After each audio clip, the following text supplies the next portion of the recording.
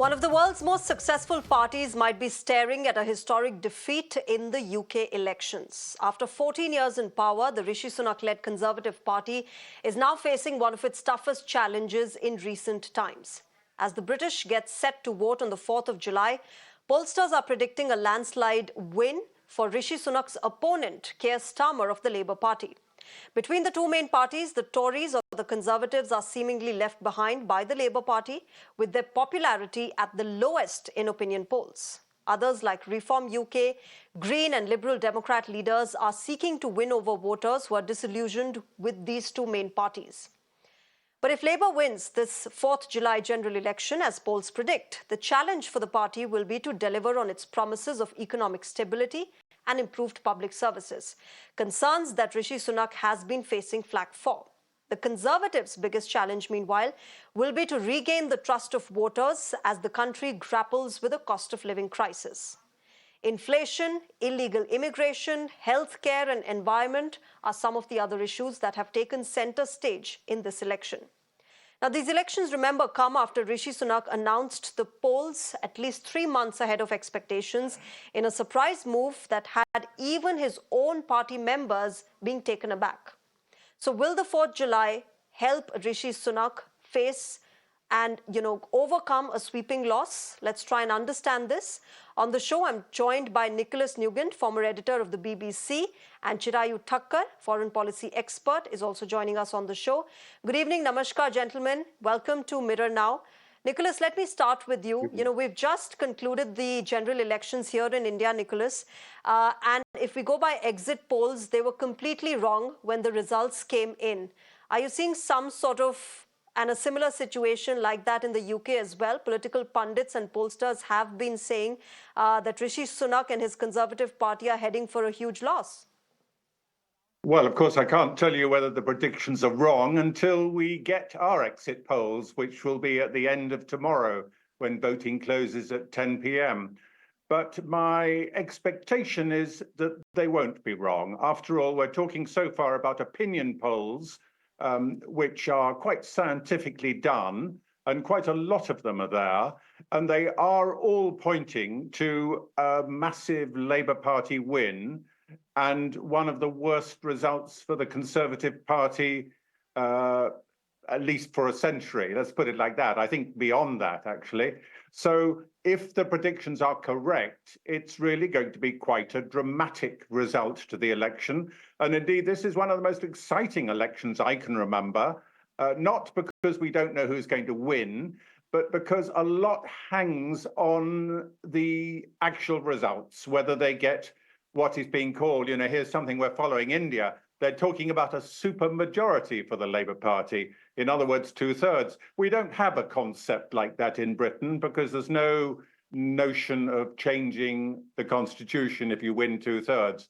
But certainly if the Labour Party win more than 434 votes, that would be in British parliamentary terms a 2/3 majority. And that will make them a very strong party indeed. So we tend to see it more in terms of strength. The bigger the win, the stronger the party. And conversely, how few seats the Conservative Party can expect. There, the expectations are anything between 53 and 155, both of which are very miserable. Remember that our straight majority in Britain would be 325. We have a slightly larger lower house of parliament than the Lok Sabha. So 325 gives you the right to govern without support from anybody else. And if it's over 400, well, then it's a very strong right. And therefore, Nicholas, can I also ask you then, has Rishi Sunak been then incredibly wrong in calling for these snap elections? Nobody expected it. Has he shot himself in the foot? I would give an opinion to say that he's wrong to do so. The party is in disarray. It's divided between the things.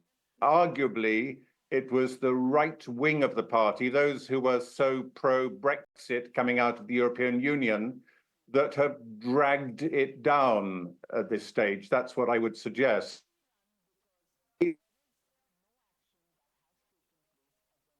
a better chance of his party winning if he'd waited till October. And I don't think that's the case. He would have lost in October. He will lose tomorrow.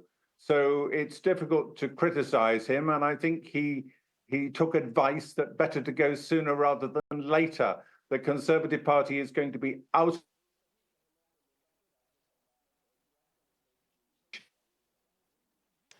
All right, there seems to be a network issue there with Nicholas's network. We'll try and reconnect with Nicholas as well as Shreya. All right, we have Nicholas back. Nicholas, are you able to hear me? Yes. You can't. All right, let's try and fix that network issue with Nicholas as well as Chirayu Thakkar. But remember, viewers, here on Nation Tonight, we are discussing the UK elections, the big UK elections that are slated to take place tomorrow, the 4th of July. It's the big day for Rishi Sunak. Pollsters, observers across UK are predicting that Rishi Sunak and his Conservative Party are heading for a sweeping defeat. It's going to be historic in many, many ways. 14 years of power is what the Conservative Party has seen so far. Whether or not they're able to continue this after tomorrow, we'll have to wait and watch. But interestingly, the other opposition, the main opposition party in this entire election, the Labour Party, led by Keir Starmer, is surging ahead, and they're promising economic stability, inflation to be curbed, the healthcare concerns, the NHS concerns that has seen long lists, long queues, also being taken care of by the Labour Party. All right, we have both our guests back now. Do we have them back? All right. All right, we have Nicholas back with us. Nicholas, I hope you can hear me now. You know, we're talking about the issues concerned, Nicholas, that concern the voters, whether it's NHS or the economic stability in the UK or curbing inflation or even illegal immigration. There's a lot that the voters will be looking for from the Labour Party. If they have their reservations against the Conservatives, that is something that the Labour Party will have to work upon now. You're right, of course. Yes, there are people who are predicting that the Labour much in its early days in power, and dissatisfaction will set in because it doesn't really have much spare money. That's the point. Both parties are promising to cut taxes rather than to raise taxes, and the Labour Party needs to do a lot of things that cost, so it won't have the wherewithal to do it. I don't know. Elections are all about making promises, and as we, the people, know, those promises are often not kept. So it remains to be seen. But the expectation from the new expected Labour government is enormous. People are expecting a lot, and they are expecting to put a lot of the things right that you've just listed.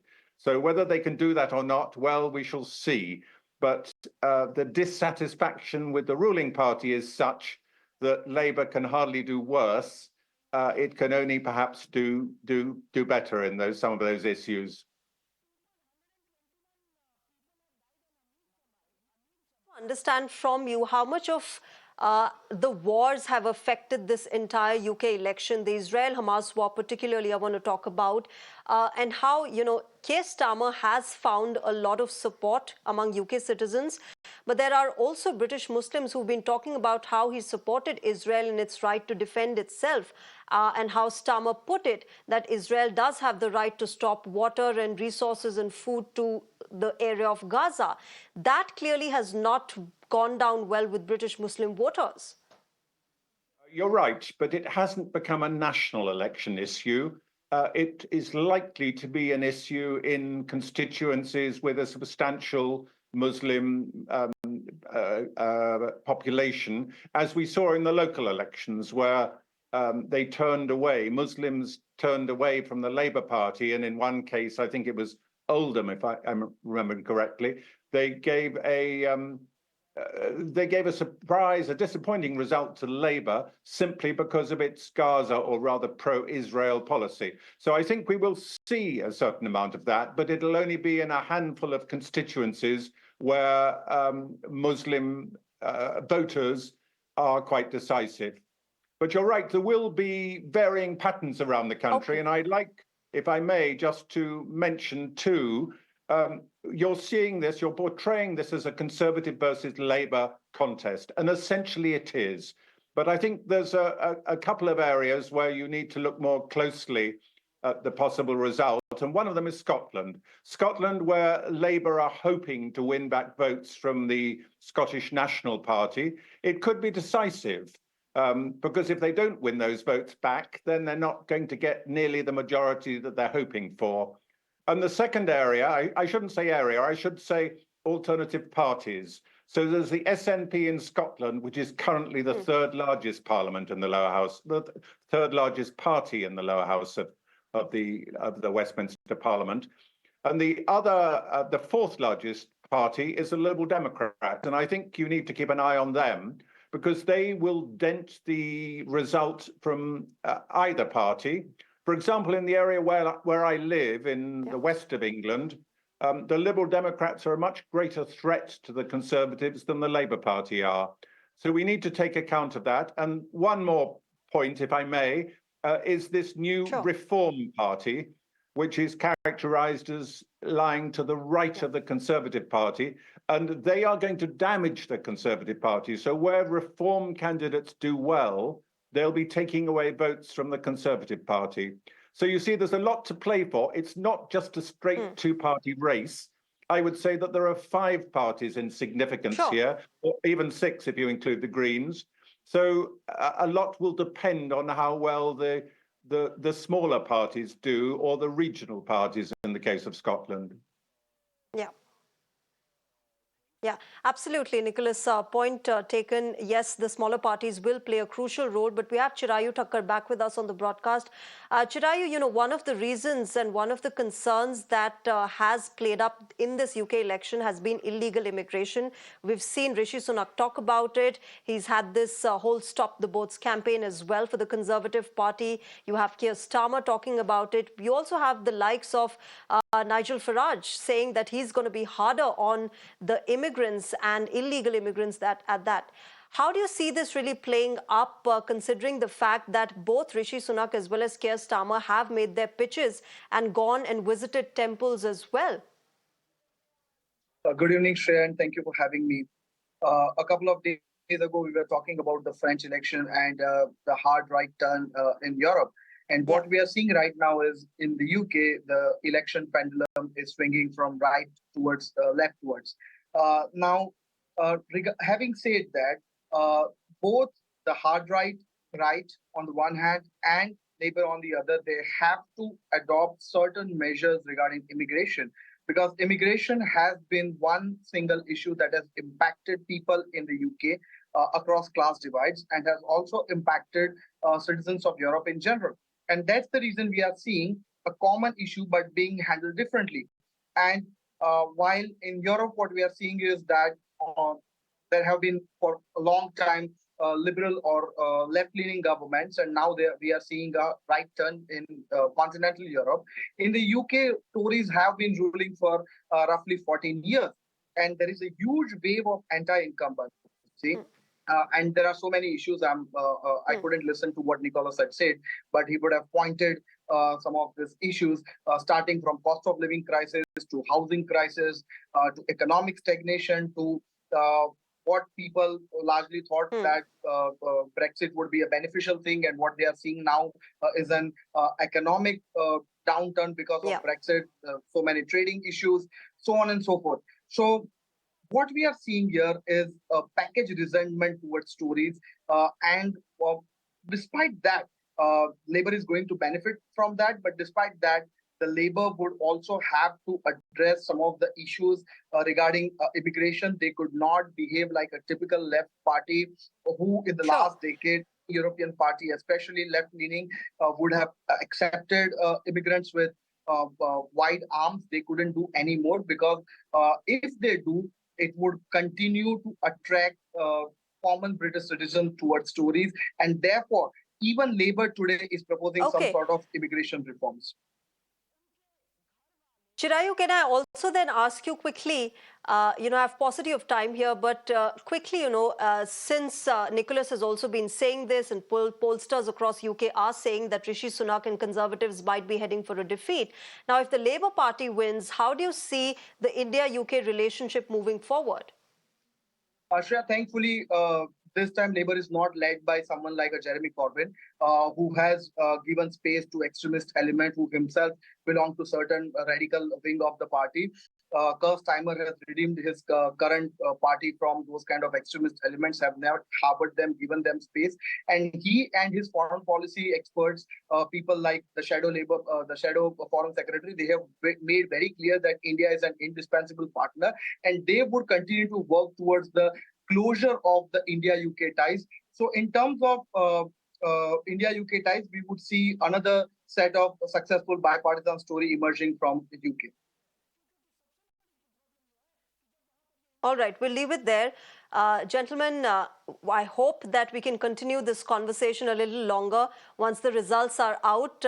And Nicholas, we can have you back on the show and we can discuss what worked for whom and who the winner finally is. Too bad we had some network issues today, but we'll continue with this conversation once the result is out. I'll have to leave it there. Nicholas Nugent and Chirayu Thakkar, thank you very much to both of you gentlemen for joining us on Nation Tonight and sharing your perspective on the big UK elections.